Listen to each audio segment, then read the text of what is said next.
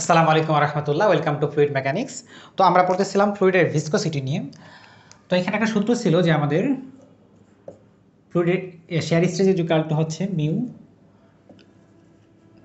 Dx বা dy, যেটাই বলি না কেন আমরা। তো এটা হচ্ছে আমার নিউটনস ল অফ ভিসকোসিটি, ঠিক আছে। তো এখানে আমার নিউটনস ল অফ ভিসকোসিটিতে এই যে আমার যে মিউ, এটা হচ্ছে এখানে কনস্ট্যান্ট, যেটাকে আমরা ভিসকোসিটি বা কোএফিসিয়েন্ট অফ ভিসকোসিটি বা ডাইনামিক ভিসকোসিটি বলতেছিলাম। তো যে সকল ফ্লুইড এই সূত্রটাকে মেনটেন করে সেটাকে আমরা বলতেছি নিউটনিয়ান ফ্লুইড। নিউটনিয়ান ফ্লুইড মানে যারা এই সূত্রটাকে পরিপূর্ণভাবে মেনটেন করে, নিউটনের যে ভিসকোসিটির যে সূত্র, সেটাকে আমরা বলছি নিউটনিয়ান ফ্লুইড। কিন্তু সব ধরনের ফ্লুইড এই সূত্রটাকে পরিপূর্ণভাবে মেনটেন করে না। তো যে সকল ফ্লুইড এটাতে মেনটেন করে না তাদেরকে বলি আমরা হচ্ছে নন নিউটনিয়ান ফ্লুইড। নন নিউটনিয়ান ফ্লুইড। তো নন নিউটনিয়ান ফ্লুইডটা আমরা ডিসকাস করি হচ্ছে রিওলজির আন্ডারে। তো রিওলজি আন্ডারে আমরা হচ্ছে নন নিউটনিয়ান ফ্লুইড, যেটা হচ্ছে আমার এই সূত্রটা যারা মেনটেন করে না বা অবে করে না, তার সেই সকল ফ্লুইড নিয়ে আমরা আলোচনা করেছি রিওলজিতে। তো রিওলজি কি? রিওলজি হচ্ছে আমাদের যে একটা সায়েন্সের একটা ব্রাঞ্চ, অবশ্যই আমরা যা এখানে পড়তেছি মানে ইঞ্জিনিয়ারিংয়ে, সেটা অবশ্যই সব কিছু সায়েন্সের ব্রাঞ্চ। তো সায়েন্সের একটা ব্রাঞ্চ যেটা হচ্ছে আমার দুটো জিনিস নিয়ে কাজ, যেটা হচ্ছে একটা হচ্ছে মানে ম্যাটেরিয়ালের ডিফরমেশন এবং ফ্লো। ডিফরমেশন এবং ফ্লো নিয়ে ডিসকাস করে ম্যাটেরিয়াল। তো যে সকল ফ্লুইড আবার যদি আমি করি যে যে সকল ফ্লুইড হচ্ছে আমার এই নিউটনস লটাকে মেনটেন করে, যাকে বলছে নিউটনিয়ান ফ্লুইড। উদাহরণ হিসেবে বলতে পারি আমরা হচ্ছে অয়েল, ওয়াটার, এগুলো হচ্ছে নিউটনিয়ান ফ্লুইড। আর যারা মেনটেন করে না তারা হচ্ছে নন নিউটনিয়ান ফ্লুইড, যে যারা তাদেরকে আমরা রিওলজির আন্ডারে মানে ডিসকাস করি। তো আজকে আমাদের টপিক হচ্ছে রিওলজি। তো আমরা যদি stress face versus share stress, যেটা আমার টাউ, আর যদি আমার এই পাশে থাকে হচ্ছে স্ট্রেন রেট, এটা যদি আমরা মানে প্লট করি, তাহলে নিউটনিয়ান ফ্লুইডের জন্য আমরা পাই হচ্ছে এরকম একটা স্ট্রেট লাইন পাই, বিকজ এটা হচ্ছে আমার একটা স্টেশনারি ইকুয়েশন। এখানে আমার যেটা এটা কনস্ট্যান্ট, এই জন্য আমরা একটা স্টেশনারি ইকুয়েশন পাই। কিন্তু কিছু কিছু ক্ষেত্রে ফ্লুইডের জন্য আমরা এরকম পাবো লাইনটা, আবার কিন্তু এরকম পাবো। তো এটাকে আমরা বলতেছি হচ্ছে, এটা তো নিউটনিয়ান ফ্লুইড অবশ্যই, এটা হচ্ছে নিউটনিয়ান। আর এটাকে আমরা বলতেছি হচ্ছে শেয়ার থিকেনিং। শেয়ার থিকেনিং ঠিক হচ্ছে, এটা হচ্ছে আমার শেয়ার থিনিং। কেন শেয়ার থিনিং? এটা দেখতেছি যে আমার ডিফরমেশন রেটের সাথে সাথে এটা কিন্তু আমার শেয়ার স্ট্রেস যেটা, সেটার কিন্তু আমার রেজিস্ট্যান্সটা বাড়তেছে। আর এটা কি আস্তে আস্তে আমার ডিফরমেশন রেট ইনক্রিজ করার সাথে সাথে এটা কিন্তু কমতেছে, এই জন্য থিনিং এটা। তো এই ধরনের যেটা আছে আমার নিউটনিয়ান যে ফ্লুইডের যে আমার মানে কার্ভ, সেটা থেকে আর কি ডিফরমেশন হইতেছে, মানে এটা ওটাকে মেনটেন করতেছে না। তো এরকম শুধু যারা শেয়ার থিকেনিং হয় এদেরকে আমরা বলি হচ্ছে ডাইল্যান্ড ফ্লুইড।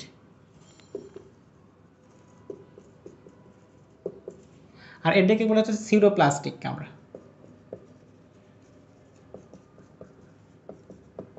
সিউডোপ্লাস্টিক ফ্লুইড। তো এরকম যেমন আমরা একটা হচ্ছে শেয়ার থিকেনিং, একটা হচ্ছে শেয়ার থিনিং, যারা হচ্ছে নিউটনস ল থেকে আমার এটা এখানে মানে ডেভিয়েট করতেছে। এরা ছাড়াও আরও কিছু বিহেভ আমরা মানে ফ্লুইডের থেকে পাই। তো সেগুলো নিয়ে যে আমরা এখন গ্রাফ ড্র করে একটু বড় করে, তাহলে আরও আমাদের বুঝতে সুবিধা হবে। তো আমরা এটা দেখার চেষ্টা করি, আবার নতুন একটা ভালো করে গ্রাফ ড্র করি। তো এই পাশে যদি আমি এই হচ্ছে শেয়ার স্ট্রেন রেটটাকে, এটা হচ্ছে আমার শেয়ার স্ট্রেস এই পাশে। তো নিউটনিয়ান ফ্লুইডটা তো অবশ্যই আমার এই বরাবর হবে, যেটা নিউটনস লকে মেনটেন করতেছে। এখন শেয়ার যেটা থিকিং, সেটা করছে আমরা ডাইল্যান্ড ফ্লুইড, এটা হচ্ছে আমার ডাইল্যান্ড।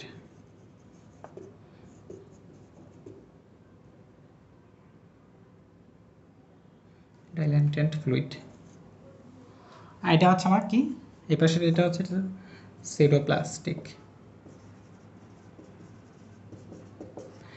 এখন সিডোপ্লাস্টিকটা কি ছিল, শেয়ার থিনিং, কিন্তু এখন এই শেয়ার থিনিং ইফেক্টটা যদি আরও একটু স্ট্রং হয় তখন এটাকে আমরা সিডোপ্লাস্টিকটা সরাসরি প্লাস্টিকই হয়ে যায়।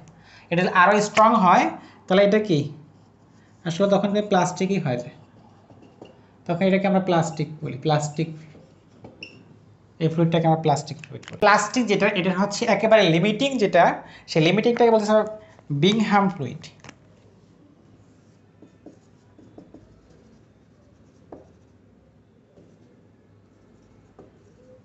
তো এটা হচ্ছে আমার প্লাস্টিকের লিমিটিং ভ্যালু, একেবারে যেটা হচ্ছে একটা নির্দিষ্ট আমার এটা একটা ইল্ডিং স্ট্রেস তার আগে থেকে থাকা লাগতেছে, তারপরে সে ফ্লো করতেছে, তার আগে সেটা ফ্লো হচ্ছে না, মানে ইল্ডিং এর আগে এটা ফ্লো হচ্ছে না। তো এই ধরনের ফ্লুইডের একটা উদাহরণ হতে পারে আমাদের টুথপেস্ট। টুথপেস্ট যদি আমরা এটাকে যদি প্রেশারাইজড করার পরে তারপরে কিন্তু এটা ফ্লো হয়, তার আগে কিন্তু ফ্লো হয় না। এটা ফ্লো করার জন্য একটা নির্দিষ্ট আগে থেকে একটা ইল্ডিং আমাকে স্ট্রেস দিতে হয়। তো এছাড়াও যদি আমি এখন এদিকে আরও এখানে আরেকটা আছে এরকম মানে ইল্ডিং দিয়ে, এটা ইল্ডিং এর পরে কিন্তু এটা একটা লিনিয়ার রিলেশন ফ্লো করছে বিংহাম যেটা। তো যদি লিনিয়ার রিলেশন ফ্লো না করে, ইল্ডিং এর পরে যদি লিনিয়ার ফ্লো না করে, তো সেক্ষেত্রে এটাকে আমরা বলছি যে থিকজোট্রপিক ফ্লুইড, থিকজোট্রপিক। ঠিক আছে, যদি আমার এটা ইল্ডিং এর পরে যদি লিনিয়ার হয় এটা বিংহাম, আর যদি না হয় তাহলে হচ্ছে থিকজোট্রপিক। ঠিক আছে, এরকম মোটামুটি। আর এটা হচ্ছে ডিলেটেন্ট, আচ্ছা মোটামুটি এরকম। তো এই হচ্ছে মোটামুটি ফ্লুইডের ইয়াগুলা। এখন যদি এদের আমরা ইকুয়েশনগুলো দেখি, এটা দেখলাম জাস্ট গ্রাফগুলো যেভাবে বিহেভ করতেছে। এখন যদি আমরা এদের ইকুয়েশনটা দেখার চেষ্টা করি তাহলে আমার প্রথম যেটা হবে যেটা হচ্ছে যে যদি আমরা জাস্ট হরিজন্টাল লাইন বরাবর যেটা হবে সেটা আইডিয়াল ফ্লুইড হবে, এদিকে একটা থাকবে আইডিয়াল ফ্লুইড, যার কোনো কি আইডিয়াল ফ্লুইডের আসলে কিন্তু ফ্লুইড এমন একটা জিনিস যার হচ্ছে কন্টিনিউয়াস ডিফর্মেশন হবে এবং তার কোনো প্রকার স্ট্রেসকে বাধা দেওয়ার মতো কোনো সক্ষমতা থাকে না, এটা হচ্ছে আমার আইডিয়াল ফ্লুইড। তো আইডিয়াল ফ্লুইড হচ্ছে কন্টিনিউয়াসলি ডিফর্ম করে উইদাউট এনি শেয়ার স্ট্রেস। ঠিক আছে, তো আমি যদি এখানে এই অ্যাক্সিস বরাবর দেখি, ভার্টিক্যাল অ্যাক্সিস বরাবর, এটা হচ্ছে আমার পুরো ইলাস্টিক ম্যাটেরিয়াল, এটা ইলাস্টিক ম্যাটেরিয়াল। কেন ইলাস্টিক ম্যাটেরিয়াল কিন্তু ডিফরমেশন হয়, এদিকে আমরা ডিফরমেশন চিন্তা করি, কিন্তু ইলাস্টিক ম্যাটেরিয়ালে কিন্তু ডিফরমেশন হয়, বাট এই ডিফরমেশনটা কিন্তু একটা কন্টিনিউয়াস ডিফরমেশন, যেটা ইলাস্টিক ম্যাটেরিয়ালে কিন্তু আমাদের কন্টিনিউয়াস ডিফরমেশন হয় না, যেটা হয় একটা সার্টেন ডিফরমেশন হয় তারপর থেমে যায়, এরকম একটা ব্যাপার। তো ইলাস্টিক ম্যাটেরিয়ালে মানে কন্টিনিউয়াস ডিফরমেশন এটা শূন্য, আর ফ্লুইডের উইদাউট এনি, যেটা আমরা আইডিয়াল ফ্লুইড চিন্তা করবো সেটা হচ্ছে উইদাউট এনি স্ট্রেস, এটার কিন্তু কন্টিনিউয়াস ডিফরমেশন হবে। আর মাঝখানে যেগুলো আছে এগুলো আমরা এখানে দেখতে পাচ্ছি। তো এখন যদি আইডিয়াল, তারপরে ডাইলেটেন্ট, সিডোপ্লাস্টিক, তারপরে বিংহাম, সব ফ্লুইডগুলো যদি আমরা চেষ্টা করি যে মানে ইকুয়েশন কেমন ফ্লো করবে সেক্ষেত্রে কেমন হবে, তো এটাকে আমরা ধরি হচ্ছে 1 নাম্বার দিই আইডিয়ালটাকে,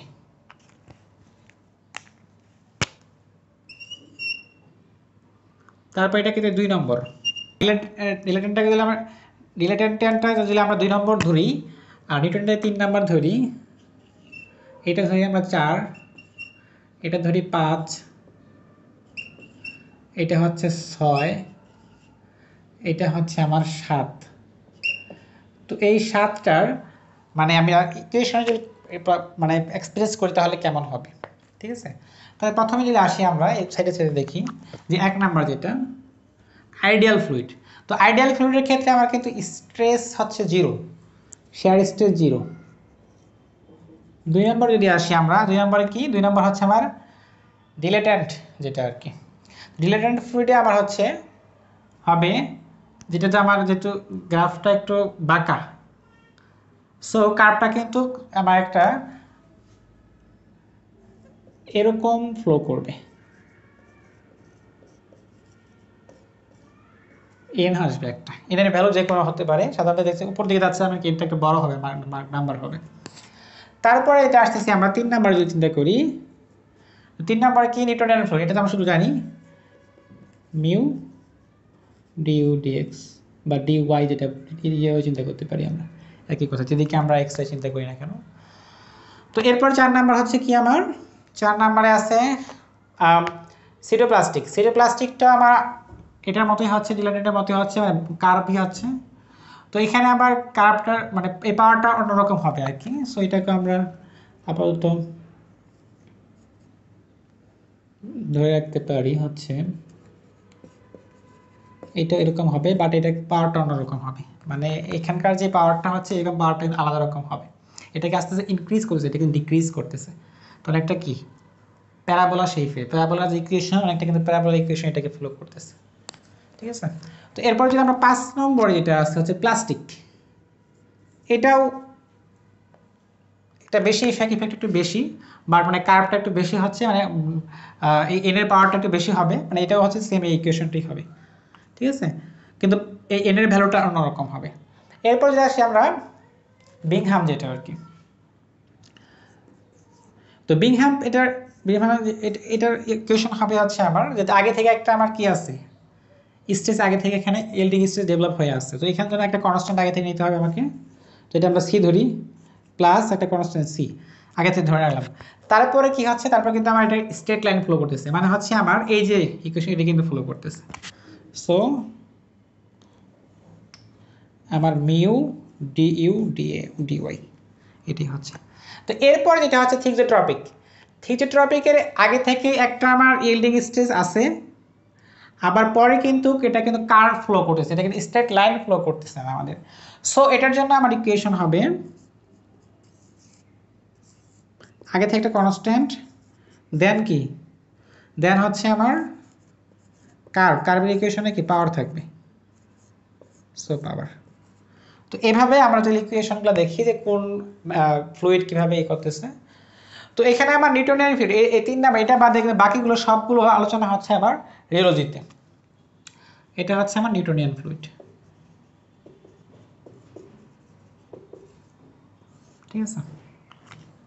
তো এখন এটা তো দেখলাম হচ্ছে আমরা স্ট্রেসের যে কার্ভ ভার্সেস হচ্ছে আমার স্ট্রেন রেট। এখন যদি আমরা সময়ের সাথে দেখি, যে সময়ের সাথে দেখলে এটা কেমন হয়, তাহলে আমরা গ্রাফটা পাবো অন্যরকম। আমরা যদি একটু আচ্ছা মিশাইতে হবে, কিছু করার নেই। এই হচ্ছে মোটামুটি। তো এখন যদি আমরা সময়ের রেসপেক্টে গ্রাফটা ড্র করার চেষ্টা করি, টাইমের রেসপেক্ট, মানে এক পাশে হচ্ছে এটা আর এক পাশে হচ্ছে টাইম। এবার হচ্ছে শেয়ার স্ট্রেস। তাহলে সাধারণত কমন যেগুলা মানে নিউট্রিয়েন্ট ফ্লুইড, কমন যেগুলা ফ্লুইড সেটা হচ্ছে কনস্ট্যান্ট থাকে, এটা কমন ফ্লুইড। ঠিক আছে। আর কিছু ফ্লুইড আছে এটা আস্তে আস্তে বাড়ে, আর কিছু আস্তে আস্তে কমে। তো যাদের মানে সময়ের রেসপেক্টে আমার স্ট্রেস রেজিস্টিভ স্ট্রেসটা কমে, সেটাকে বলছি আমরা হচ্ছে থিকজোট্রপিক।